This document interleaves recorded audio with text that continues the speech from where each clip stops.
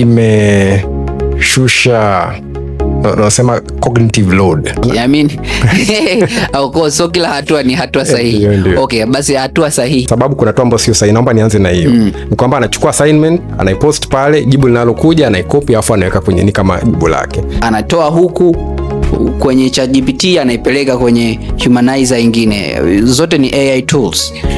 Ana humanize. Yeah. Sasa najiuliza imekuwa humanized vipi na wakati it has been generated by AI? Swali zuri. Anasema kwamba huwezi kumtumia mwizi kumkamata mwizi. Wote wanaiba. Ila huyu inaonekana huyu ni mwizi.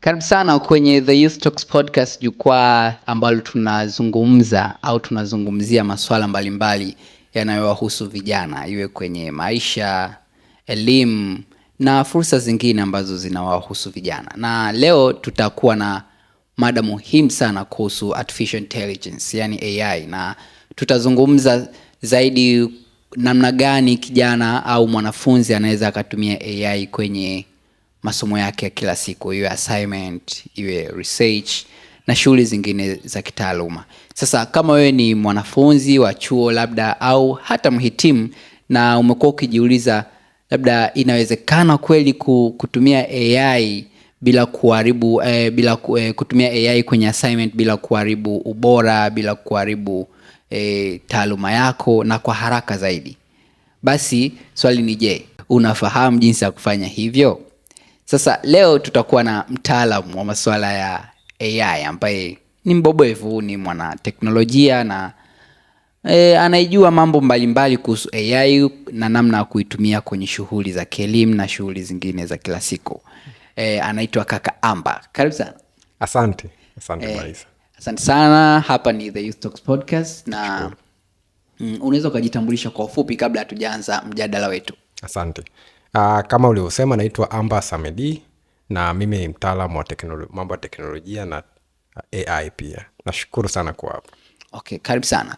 Sasa kwa kwanza mada yetu, tunazungumza kuhusu AI na namna gani ambapo mwanafunzi anaweza akaitumia kwenye masomo, iwe assignment.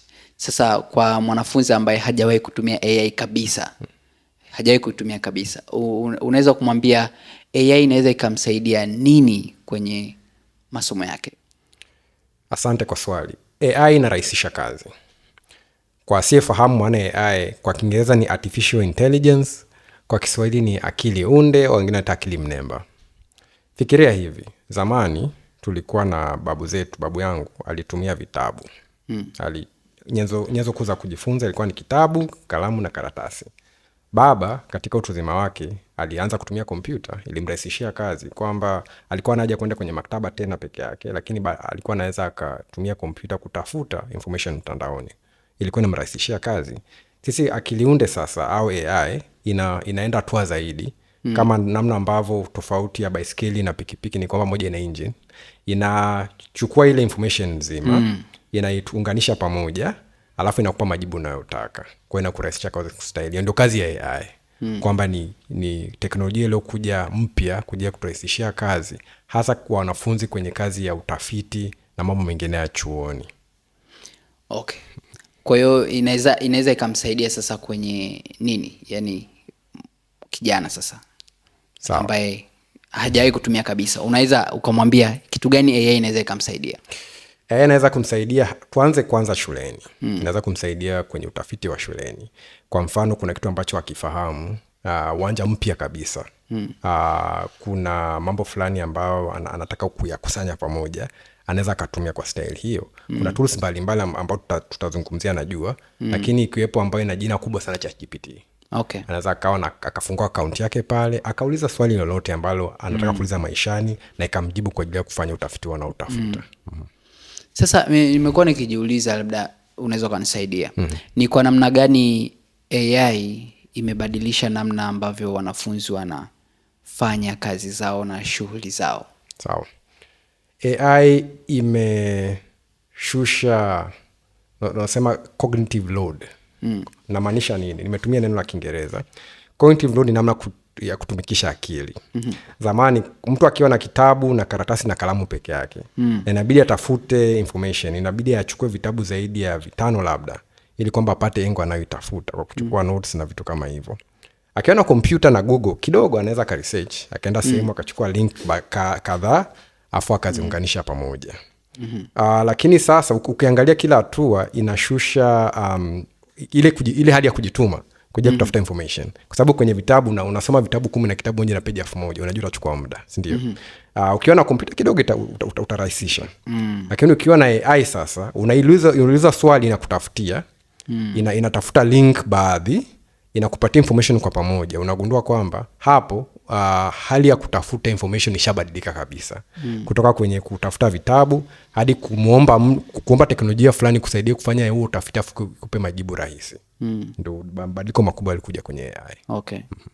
Sasa tuchukulie mwanafunzi kapewa assignment. Afanye. Sawa. Sasa ni hatua zipi ambazo anaweza akazifuata kwa kutumia hiyo AI ili aweze kufanya kazi yake? Sawa. Na naamini kwamba unaomba kujua hatua sahihi ya kufuata. Hatua sahihi. I mean au so kila hatua ni hatua sahihi. Ndiyo. Okay, basi hatua sahihi. Jamani, tunauliza hatua sahihi za kufuata unapofanya assignment. Kwa sababu tunazungumza hivyo kwa sababu kuna hatua ambazo sio sahihi. Naomba nianze na hiyo. Ni kwamba anachukua assignment, anaipost pale, jibu linalokuja anaicopy afu anaweka kwenye ni kama jibu lake. Kwa hiyo ndio hatua ambayo sio sahihi. Sio sahihi. Hatua sahihi ni hapa. Kumbuka, assignment ni kwa ajili ya wewe kukupima namna ambavyo umejifunza kuhusu kitu fulani. Kwa sasa kitu cha kwanza cha kufanya nitakushangaza, ni kwamba chukua kalamu na karatasi. Alafu kwa dakika 15 hivi jaribu kujiuliza maswali. Nimeelewaje ili hicho ambacho nimeulizwa nikifanye? Alafu jaribu kuorodhesha, jiulize maswali alafu yaandike chini. Endapo kuna vitu ambavyo uelewi, yaandike. Baada ya kufanya hivyo, unaweza sasa ukaanza kutumia AI kuuliza yale maswali.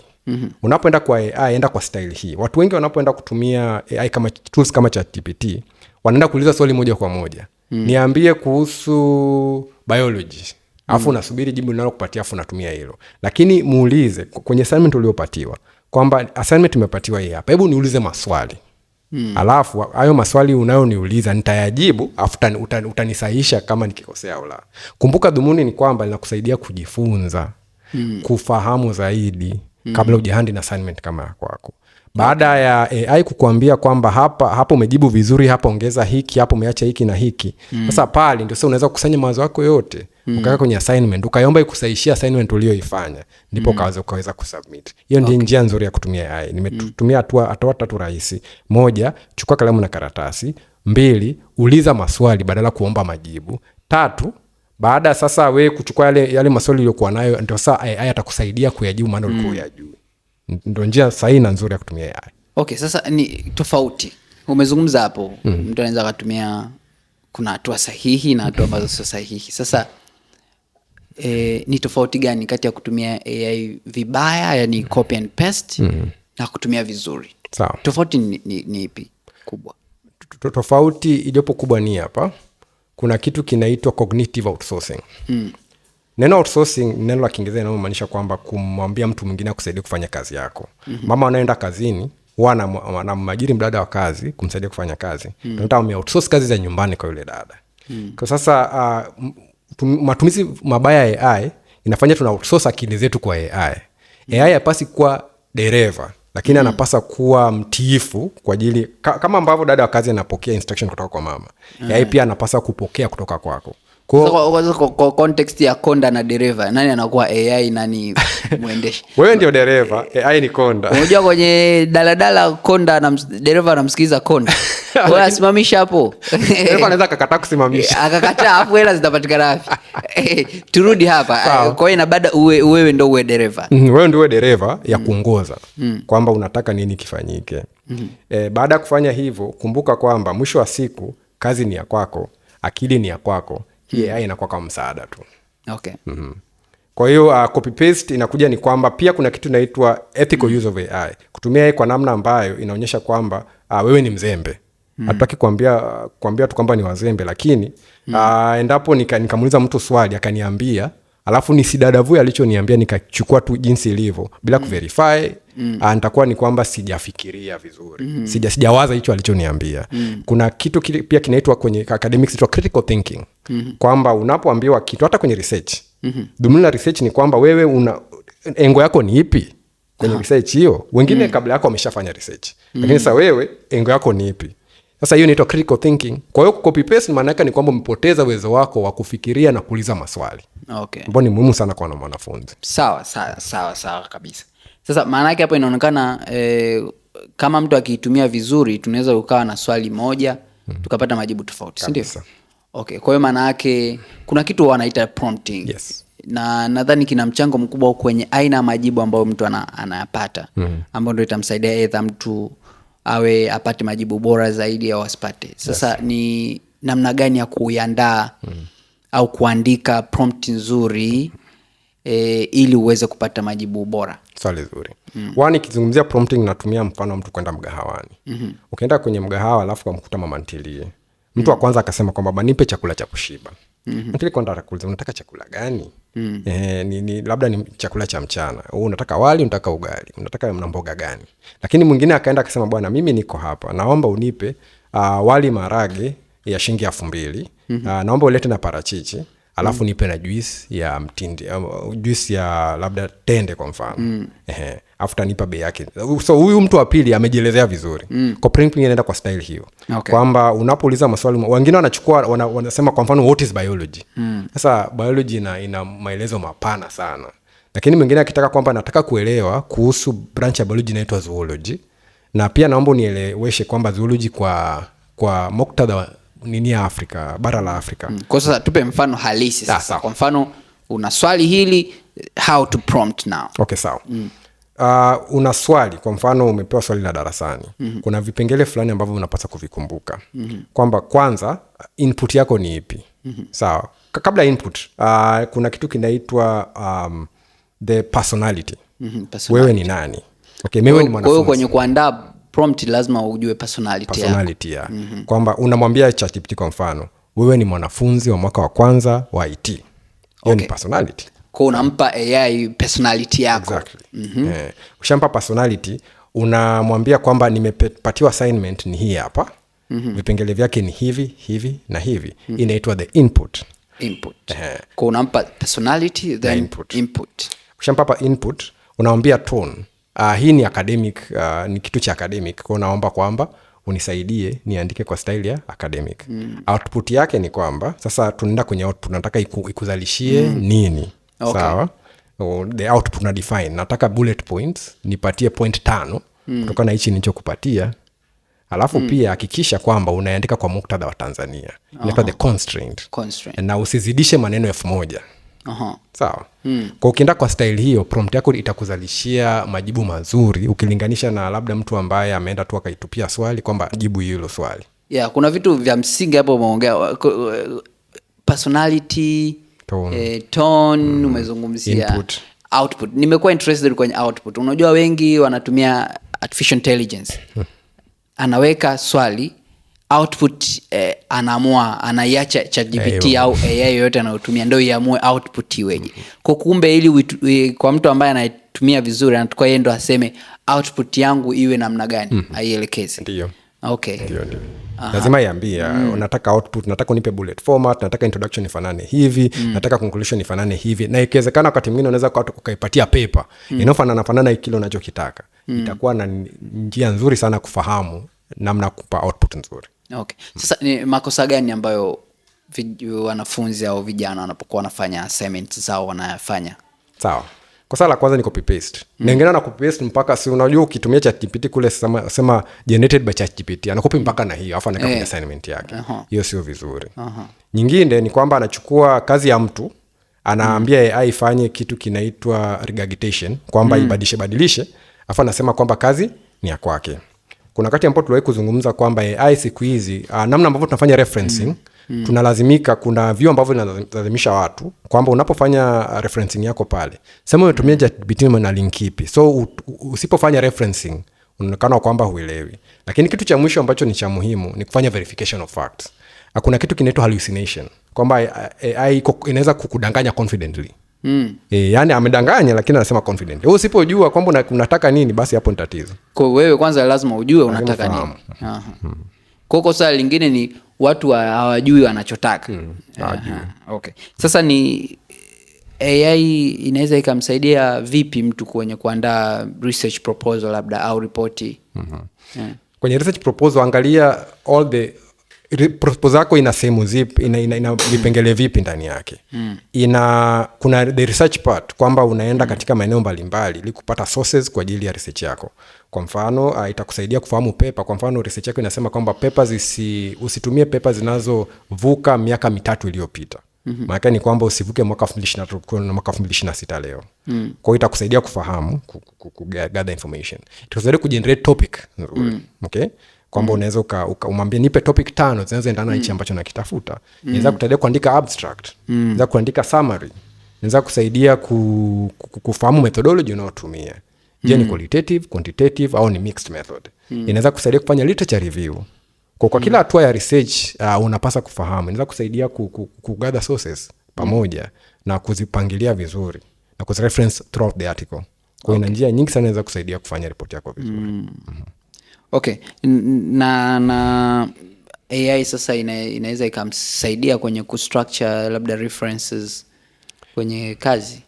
Yes, inaweza kusaidia kustructure references. Labda wakati mwingine amefanya research akagather references kutoka huku na huku, lakini ajue zipangilie vipi kulingana na instruction aliyopewa kwenye paper, kwenye lecture aliyompatia. Kwa hiyo unachukua ile instruction unaweka pale, unaweka ni zako zote kwenye AI tool unayotumia, afu itakusaidia kupanga vizuri references ulizotumia. Okay. Kuna issue hapa kwa sababu tunazungumzia kwenye context ya academic. Yes. Na kuna issue kubwa kwenye academic ambayo ni plagiarism. Sasa kijana anapokuwa anatumia artificial intelligence, vitu gani anapaswa kuzingatia kuepuka hili? Tunashukuru Mungu kwamba ukiangalia tulikotoka kwenye research za miaka ya nyuma na leo, kidogo plagiarism imepungua kwa sababu artificial intelligence inajitahidi kuwa very original inapokupatia jibu. Hata ukiuliza swali hilo mara 3 utagundua kuna majibu tofauti. Okay. Lakini bado sio kwamba mna plagiarism. Kwa hiyo kitu cha kwanza mwanafunzi awe na tool ya kumsaidia katika plagiarism, ku detect plagiarism. Tools kama Grammarly ni nzuri sana kwenye ku detect plagiarism na kufanya rewriting ili kwamba kazi yake isifanane na kazi ya mtu mwingine. Na endapo amemquote mtu afanye referencing ili kwamba isionekane kama plagiarism. Okay, afanye referencing. Yeah. Okay. Kuna ile ndo humanization kufanya sound kama mwanadamu. Okay. Kama mwanadamu ndiye aliandika. Ni tofauti na plagiarism, sio? Kwa humanization mtu anaweza kaifanya nini? Au tunafanyaje? Maana kuna wengine wakuta anatoa huku kwenye ChatGPT anaipeleka kwenye humanizer nyingine. Zote ni AI tools. Ana humanize. Yeah. Sasa najiuliza imekuwa humanized vipi na wakati it has been generated by AI? Swali zuri. Anasema kwamba huwezi kumtumia mwizi kumkamata mwizi. Wote wanaiba. Kwa sasa namna kufanya ni kwamba ila huyu unaonekana huyu ni mwizi mzoefu. Kitu cha kufanya hapo, kumbuka neno humanization na neno human ndani. Kwa lazima kuwe na human aspect. Kuna namna ambavyo wanadamu wanaandika, kuna namna ambavyo AI inaandika. Kuelewa kwamba utakapotumia humanization tool itakuwa na sifa zile zile. Kwa mfano mzuri kwamba AI inatumia kitu kinaitwa the threesome effect. Ukiangalia inachukua kitu kimoja inasema and. Kaangalie mwandishi wote wa AI ambaye haijaguswa na mtu, utagundua kwamba inafanya hicho kitu. Sawa? Kwa sasa wanadamu wanapoandika wanaandika kuna kitu kinaitwa vastness and perplexity. Kwamba tunategemea mwanadamu aandike kwa sentences zinazotofautiana. Akose kitu fulani, atumie maneno kama don't, asitumie dash sana maana AI ina tabia kutumia dash sana, na para zake zisifanane, para ndefu na kwa para fupi. Kwa ukifahamu tactics kama hizo na zingine za uandishi wa uhalisia bila AI, utaweza kutumia kwenye humanize content. Humanization hufanywa na mwanadamu, sio AI humanizer. Kwa humanization unafanya wewe unaitumia AI, sio AI humanizer ya AI. Sawa. Anaweza kuongoza lakini usimruhusu kwamba yeye ndio afanye afu chukue kama final draft. Okay. Sawa. Tools sasa. AI tools ziko nyingi. Sawa. Nyingi sana. Ambazo zinatofautiana labda kwa uchache. Ni tools zipi ambazo kama mwanafunzi anatakuwa anze nazo leo? Sawa. Tools unazopasa kuanza nazo, kwanza niseme hivi, kuna kitu kinaitwa tool overwhelm, kwamba tools zinakuwa nyingi kiasi kwamba unashindwa uchague ipi. Sasa jifunze kuchagua tools 2 au 3, tuseme 1 au 2 katika kila stage ya kile unachokifanya. Kuna stage ya drafting na uandishi. Kuna tools kama ChatGPT, kuna moja nzuri sana watu hawatumii kwa sababu inalipiwa tu, inaitwa Cloud. Nzuri sana, na Gemini. Kuna tools za kuhariri kazi yako, tunasema proofreading and editing, na kuangalia kama kuna plagiarism. Tulishazungumzia Grammarly, ni tool nzuri pia. Kuna tools za kufanya literature review, tunazungumzia SciSpace, ni tool moja nzuri sana kutumia. Kuna tools kama Perplexity ambayo zinakusaidia kufanya referencing. Kuna tools za kusaidia kutengeneza PowerPoint. Hiyo pia ni kitu kingine ambacho wanafanya. Ukishafanya research yako unahitaji kwenda kupresent. Okay, tuna tools kama Gamma ambayo inafanya kazi vizuri sana, Canva AI kwa ajili ya kufanya hii kazi. Yes. Kwa uchache kuna hizo ChatGPT, kuna Canva AI, kuna SciSpace. Na zingine atazitafuta. Kwa hiyo unaweza kaanza na ChatGPT 2 au 3 zimaster vizuri. Yes. So unadokoa huku kwenye nini. Sasa tupo kwenye ulimwengu wa digital, wa teknolojia, ambao kwa sasa hivi, to my opinion, if you ask me, ni kwamba digital au technological skills sio discriminative tena, kwamba tubague huyu awe nayo huyu asiye nayo. Mimi nadhani inapaswa kuwa na watu wote. Yes. Ila sasa kama vijana lazima take personal initiatives za hakisha tunajijenga kwenye eneo hilo. Yes. Sasa nauliza, kwa kijana ambaye au mwanafunzi ambaye anataka kuwa ahead dhidi ya wengine, ni skills gani muhimu za AI anapaswa kujifunza? Sawa. Kwanza kabla hajaenda kwenye AI kuna kitu kinaitwa critical thinking. Namna kufikiria. Kama mtu ambaye anajua kuuliza maswali. Kwa ni skill ya kwanza, jifunze kuuliza maswali mazuri. Baada ya hapo kuna inategemea na fani unataka kuifanya. Lakini kuna basics ambazo zinakata cross. Moja, kuna kitu inaitwa copywriting. Jinsi ya uandishi kutumia AI, uandishi mzuri. Kwa sababu ya mauzo yanaweza kawa mauzo kwa maandishi au kwa maneno, na kwa sababu ya kuclose, umempata mteja, unamshauri vipi anunue bidhaa yako. Kuna wale ambao wako kwenye technical world kama mimi, kuna AI assisted coding and programming, wengine wanaita vibe coding. Hiyo ni skill muhimu ya kujifunza. Kuna sasa hivi kinaitwa AI influencing, kwamba umeona ma influencer anapata hela. Kwa sasa hivi kuna namna ambavyo mimi nimekaa kwenye kiti hapa, unaweza ukanibadilisha rangi, nikaongea kama mwanamke, nikabadilisha nikavaa koti, lakini mimi ni mtu mmoja huyo. Inaitwa AI influencing. The future iko huko. Lakini pia kuna sales and marketing, mauzo na masoko. Namna kutafuta soko, una interview na mteja, unataka kumresearch huyu ni mtu aina gani, unaweza kutumia AI tools ikagather profile zake za social media, afu ikakupatia kwa fahamu unaenda kudeal na nani.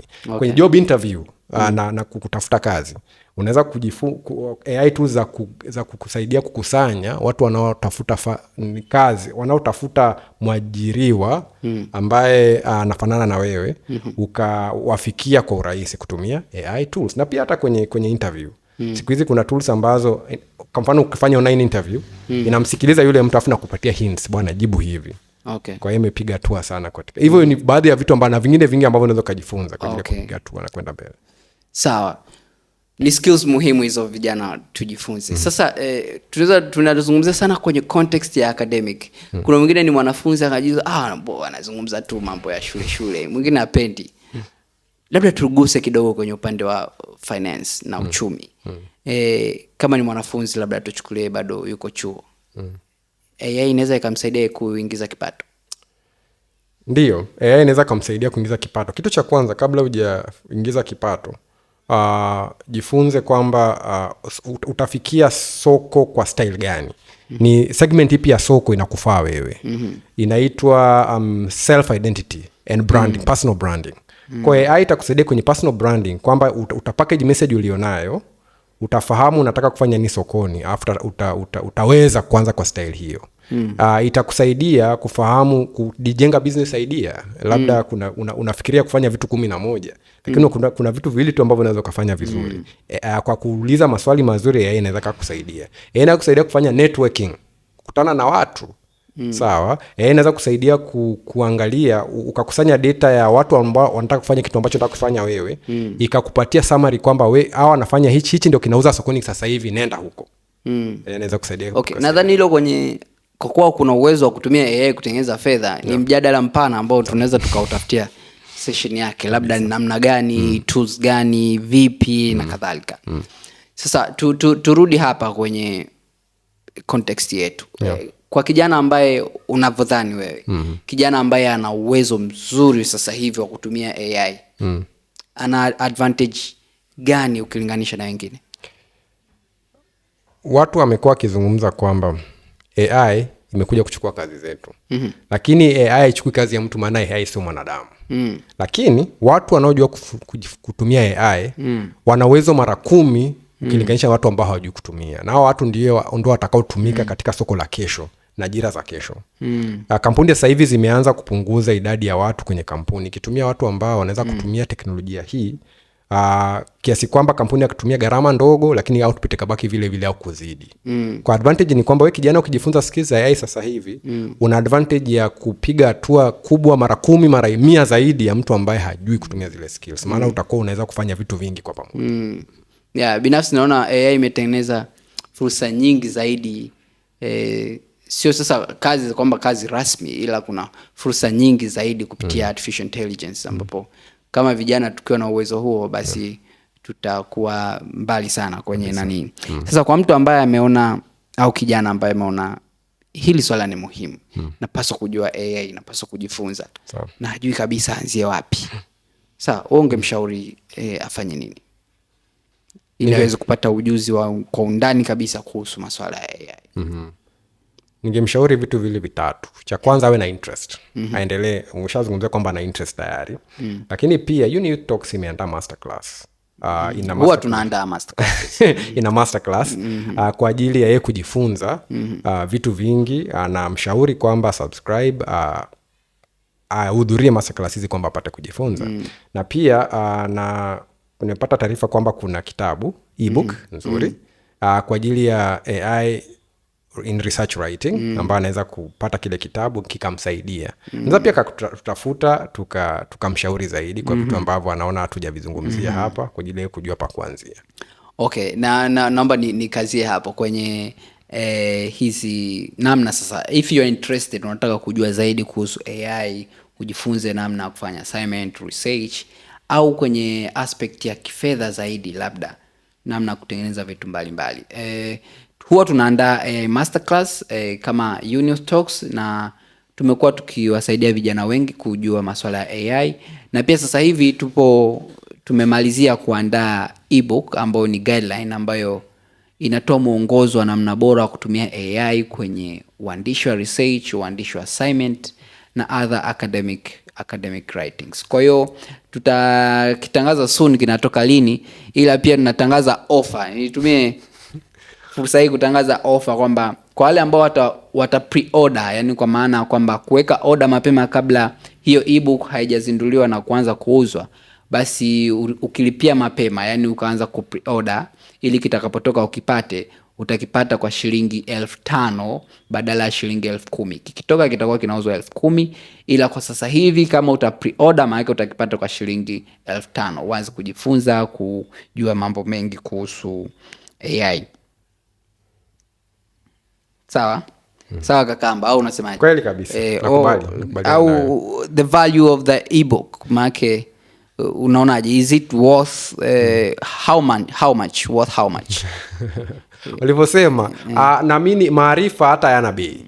Tunauza hivyo kwa sababu tunasaidia vijana wa Tanzania, wanachuo kuweza kupata maarifa ya kuwasaidia. Hii information ungetumia muda mwingi kwenda mtandaoni kutafuta. Lakini kurahisishia kazi kwa bando information yote kwa kuleta kwenye kitabu kimoja utakachokisoma, na kitusaidia kuenda moja kwa moja kwenye kile unachokitaka. Okay. Safi. Kwa kumalizia, kwa sentence moja tu, ni kwa nini mwanafunzi au kijana anapaswa kujifunza AI sasa hivi? AI itakusaidia kujiandaa kwa kesho ya kazi, the future of work. Kwa sababu wale wanaofahamu AI watakuwa na uwezo mara 10 hadi 100 ukilinganisha na wale ambao hawafahamu. Kwa hiyo usipoteze fursa, anza sasa. Okay, asante sana. Umesema AI inatusaidia kwenye the future of work. Usipoteze muda, anza sasa. Nimechapia jamani, anza sasa. Kwa hiyo na mimi naanza sasa kupokea order za ebook kama utakuwa interested. Mi nawashukuru sana kwa kuwa nasi mpaka mwisho wa episode yetu hii, ambao ni mwanzo wa episode nyingi zinazokuja kuhusu masuala ya teknolojia na mambo mengine, na hasa sisi tumejikita kwenye upande wa AI sasa hivi, kwa kuwa tunaamini hii ni sehemu kubwa ambayo inaweza ikawasaidia vijana wengi zaidi wa Kitanzania kuweza kubadilisha maisha yao ya kielimu, maisha yao ya kiuchumi, ya kijamii na kadhalika. Nawashukuru sana. Ulikuwa nami Isa Muhammad Isa, na tunakushukuru kaka Amba Samed kwa kuwa nasi. Nikutakia siku njema. Asante.